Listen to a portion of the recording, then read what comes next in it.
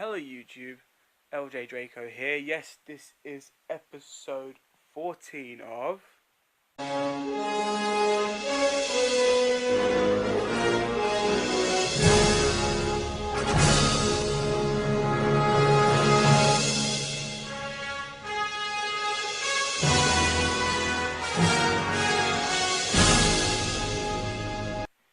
Yes, that is right. It is episode 14 of Back to My Future 2006. Now guys, as I said in previous Back to My Future episodes, after 2004, movies just start coming out that are great every single year. I want to get over the listing of the movies first, and then I'll talk a little bit about other stuff after this video.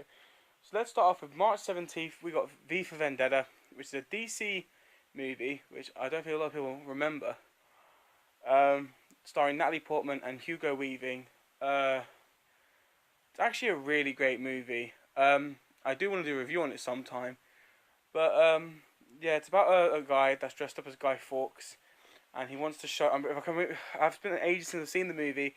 Remember, it's something that he wants to send Parliament a message, or the government a message, and he does it in a really phenomenal way. But yeah, so I mean, for 2006, that's a great movie. But the thing is, you don't really realise it's Hugo Weaving until like the end of the movie, because you don't really recognise the voice. You don't really recognise. He's really skinny. If you've seen V for Vendetta, the guy's really skinny. But in Matrix, Hugo Weaving looks a bit chunky, so it's kind of weird seeing him like that. Right. Then on April 21st, we got Silent Hill, the actual first movie, which I think from a game, it was a great adaptation. I did enjoy the first Silent Hill movie a lot, and I did not expect it to look and be so great.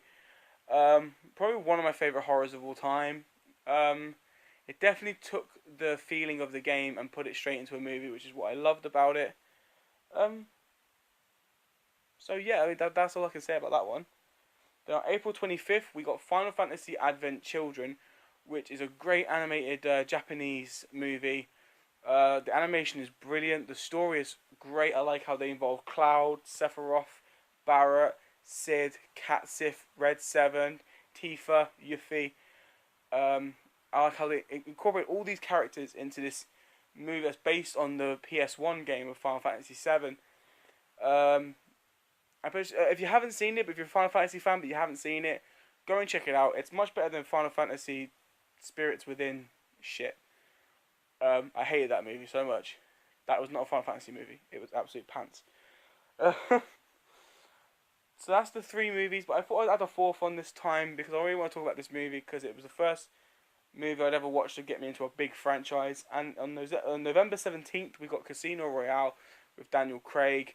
It's what started off my fascination of 007.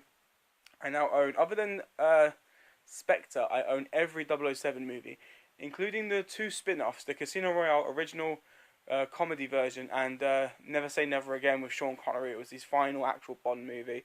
But they weren't part of the set, so I have them all now. But yeah, I mean, it was what started me off liking 007. It was a great movie, good action. I enjoyed the comedy scenes in it. I enjoyed the romance between them, Vesper and Bond. I liked his intake. I like Daniel Craig's version of Bond. It's not my favourite version altogether, but I do really appreciate the effort he put into trying to be a good Bond. So that's the movies for this episode. I'm sorry they were all quite rushed and quite quick. But that's because I'm doing 2 more videos tomorrow for you guys. And I'm looking so forward to doing these 2 videos tomorrow. They were going to be top 10s, but they're not actually top 10s. What it is, it's going to be 10 of the worst 3D movies to exist to date. So these are ones that don't have great 3D or actually no, sorry. I'm telling a lie. Give me a second. I have to write it all down. It's 10 3D movies with ruined potential. So that can be anything from terrible 3D to only minimal amounts to a good amount but not used correctly. Misuses of wide and full screen, so misuses of IMAX 3D. That's what it means. So there's 10 movies that are listed that have these. I've got the 10 list of the worst. And there's a couple on that list that I actually regret writing, but I have to be honest with you guys. That's why you watch my videos, to find out stuff about 3D movies. So I guess me telling you what I think are the ones that you should avoid buying in 3D are worth telling you about. And there's going to be 10 movies that are definite purchases on 3D. I haven't wrote that list up yet, but trust me guys, there are tons. There are some I haven't seen. There's a lot of 3D movies I haven't seen yet. I've not seen Secret Life of Pets. I've not watched Angry Birds. I've not watched Heart and Sea. I've not watched Life of Pi. I haven't watched Pan. There's still Martian. I still haven't seen Martian yet. There's tons and tons of great 3D movies that I know that still exist that I haven't seen. But I only really go for the ones that I think I'm definitely going to watch. Heart and Sea, I know, has been told is a good movie, but I don't particularly seem too keen on it.